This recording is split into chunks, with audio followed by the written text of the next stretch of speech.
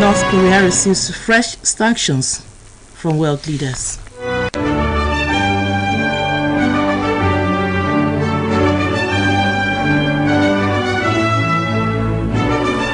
Nigerians have commended President Muhammadu Buhari on the act of calling governors of states across the country to order for diverting funds meant for local government administration. The president had the presidential villa Abuja condemned the act, saying such unfair treatment of local government administration could only be described as lack of integrity among those governors. Callers who gave the commendation on an OSBC radio program today, however, described the president's comment as belated, stressing that the president should have sanctioned the governors earlier than now. They therefore emphasized the need for the president to ensure that a trend is reversed for the benefit of the downtrodden members of the society. They described the local government as the closest to the people at the grassroots, who formed a larger percentage of the voting populace and therefore required adequate funding for effective governance at the local level. Report has it that the governors deployed all sorts of tactics using joint local government accounts to siphon local government federation allocation. South African President Cyril Ramaphosa has lost the political backing of his African National Congress ANC and may resign following an advisory report on his violation of the Constitution. The local media report said the president is very likely to announce his resignation as head of the state in the next few hours. In accordance with the Constitution, Deputy President David Mabuza, a former premier of Mpumalanga, will step in as acting president until Parliament votes for a new president. It is expected that whoever is voted as the next ANC president mid-December will be sworn in as state president at a special sitting of Parliament at the end of the month. A reliable source said Ramaphosa did not have to be convinced of the case to resign, adding that the president himself said it was in the best interest of the stability of the country for him to quit. The pressure to step down mounted on him following the fallout of the release of the report on Falafala. Falafala is a farm gate scandal in which Ramaphosa was accused of covering up a $4 million theft from his farm in 2020, including kidnapping and bribing the burglars into silence.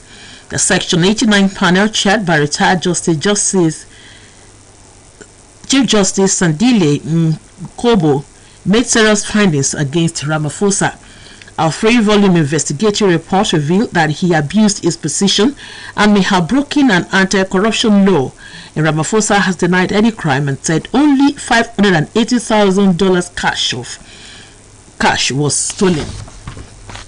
The Liberian President George Mani Weah has nominated Honorable Wesse Blamo as the Minister of State for Presidential Affairs and a number of other officials from the Liberian Revenue Authority.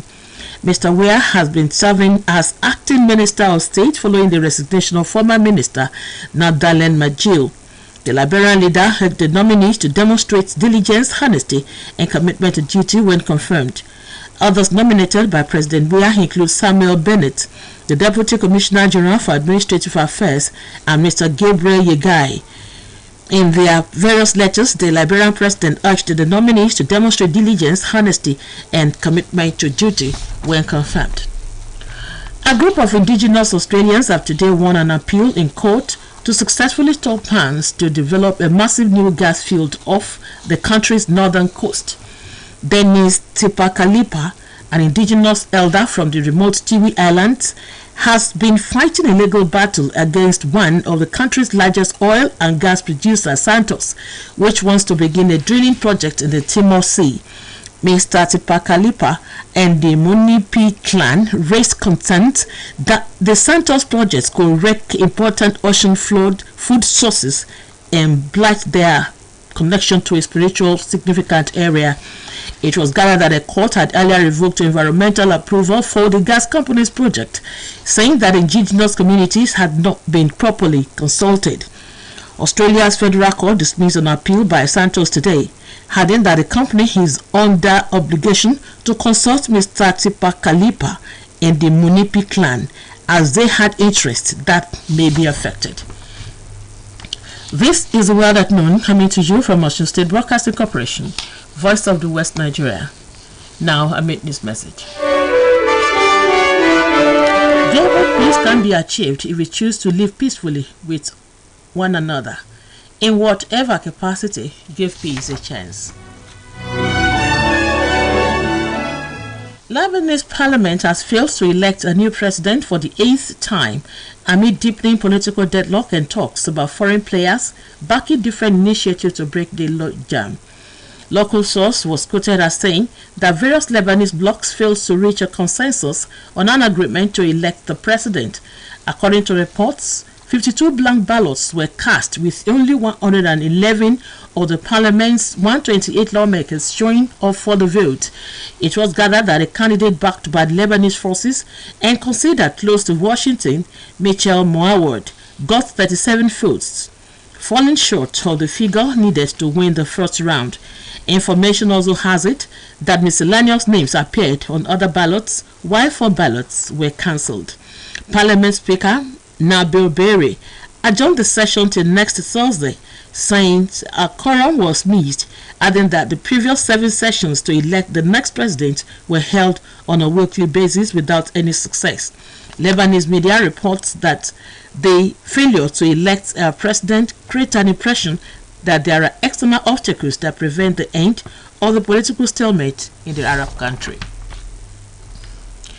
Israeli authority is considering whether to allow the special rapporteur from entering occupied territories on the situation of human rights in the Palestinian territories. According to reports, authorities